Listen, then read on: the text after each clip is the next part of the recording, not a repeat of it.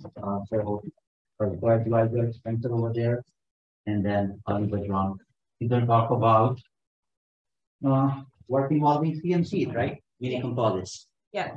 Yes. So hi, my name is Hildana Abamegal. Today I'm going to be talking about optimization of polymer infiltration process.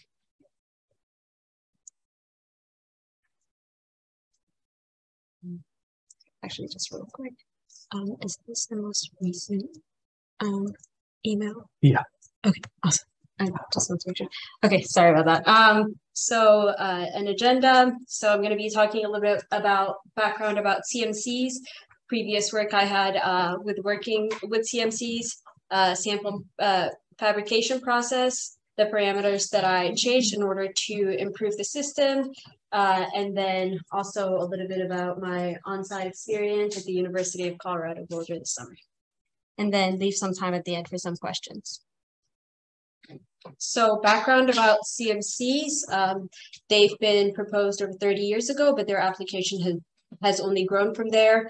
So CMCs are used, the mechanical and thermal properties of enduring over 2000 degrees Celsius of CMCs has made it ideal for aerospace application, as well as it's used in hypersonics, subsonics, jets, and supersonics as well, but it goes beyond aerospace application. It is used in anode material for lithium batteries, as well as rotors for motorbikes.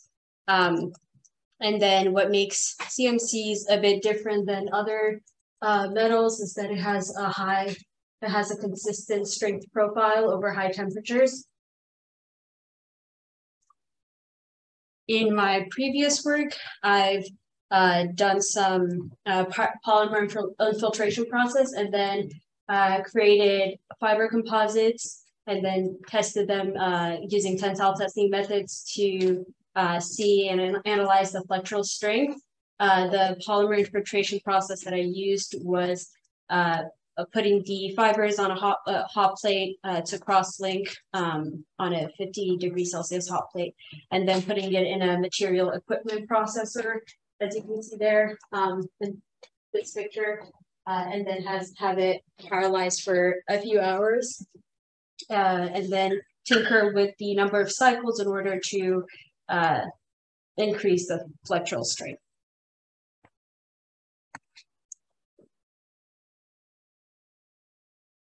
So the system that I used, I have three main systems that I used, which was the plasma pyrolysis, the microwave furnace, and the nanolamps.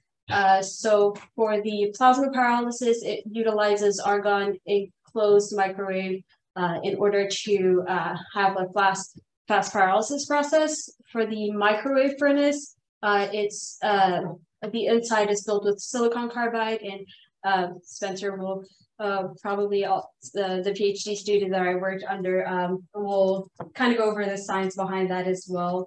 But just kind of a brief overview is, and then there's the Nanolamp system, which utilizes normal furnace in order to pyrolyze the samples.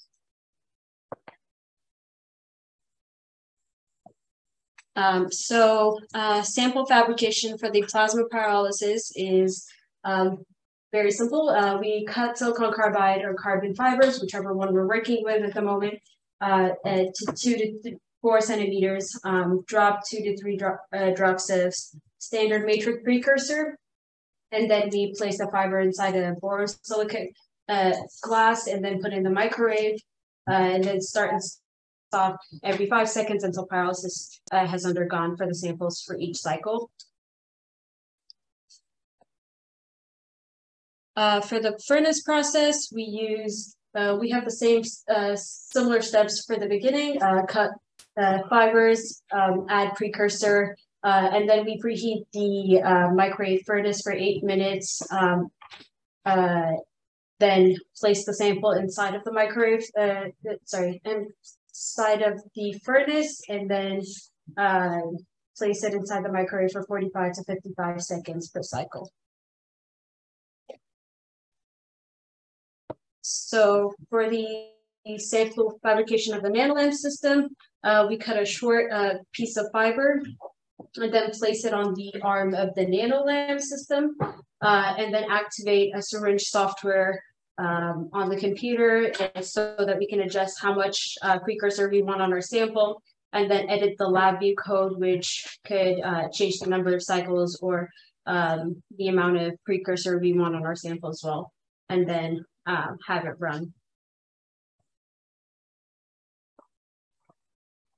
So the parameters that I worked with was the plasma pyrolysis, the microwave sample, nanolamps.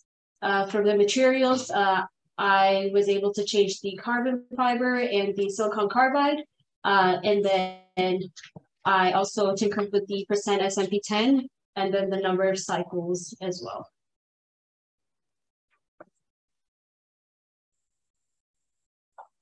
So the two samples, so these images represent the silicon carbide fibers that undergone 3 number of cycles. This one has 2% SMP10 and this one has 10%. And as you can see, some noticeable delamination on the surface looks a bit rough on the 10% sample compared to this one over here. So the conclusion is that from here we can see that there's more delamination going on from just a higher percent of SMP10. Here we have carbon fibers with 10% SMP10 with three cycles. This one is a carbon fiber with 0.1 SMP10 and 10 cycles. This one was also supposed to undergo 10 cycles, but as you can see, there was a lot of delamination and even some parts that were burning off through the pyrolysis process, and this was plasma pyrolysis. With a thinner layer of SMP10, you can tell there's much less delamination. It was able to undergo 4 cycles.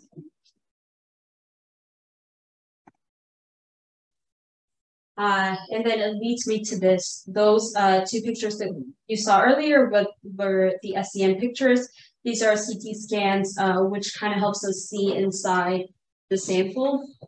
And so as you see, this is going to be the 0.1% SMP10. It's a bit thinner. The diameters are smaller compared to these. I wouldn't focus too much on the color. This was a software that I used to segment them. But this method also just kind of helps us see what's happening on the inside compared to what's happening on the surface with the SEM. So these are all samples, silicon carbide samples that undergone the Nanolamp systems, and they also had 0.1 SMP10. Everything else is similar except the number of cycles. One comment I would make is with the 3 cycles, you see more like individual fibers. They haven't completely bonded together yet. With the 80%, you see them clumped together, and they have created a matrix as well. Since it was a thin layer, you can see that it hasn't cracked, or you don't see much delamination or cracking. So kind of an ideal sample with a good thick layer of precursor.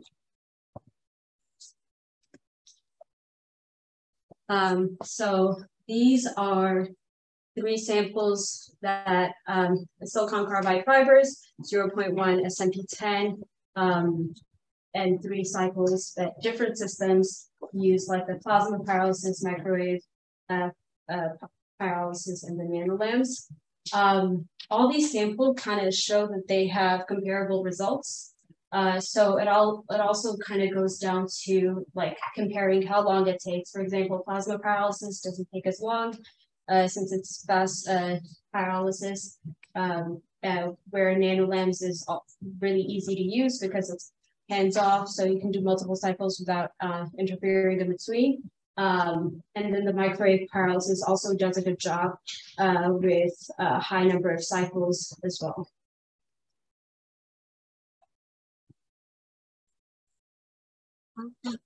Skip the slide. Okay, so system improvements. Some of the next steps for this project would be to quantify volume fractions, and we can utilize deep learning segmentation methods in order to analyze the matrix to fiber ratio, and then also take images of the sample before and after multiple cycles of the polymer infiltration process to analyze how the thickness have grown, as well as quantify the region of interest. So the image that CT scan image that you saw earlier, we can quantify how much it's grown over time or over a number of cycles to say how much the ratio between the matrix and the fiber to give us a better quantitative understanding. Some of the problems that were faced was that it was difficult to know sometimes when pyrolysis has undergone. So measure the weight of the fibers prior to after, prior to and after the pyrolysis was helpful. And also utilizing SEM to track pyrolysis cracks on the samples. And then another suggestion I had was use color changing ceramic pieces with the samples. So whenever doing pyrolysis, maybe including kind of a small piece of ceramic to see if color has changed and understand that it's gone over a certain level of certain temperature. In the future, also include more CT scanning to understand what's happening inside the samples, and then target analysis of the fibers. This would mean basically putting kind of something around the fibers or tape and analyze one single point of the fiber over different cycles.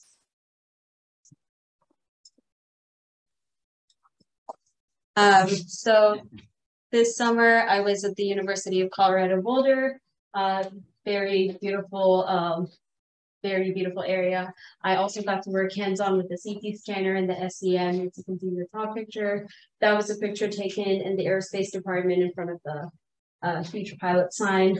And then these are some, this is the Rocky Mountains, and this is on one of the trails, and that one is Boulder Canyon. It was a really good time, and yeah, very great city as well. So, yeah, okay. I will pass it.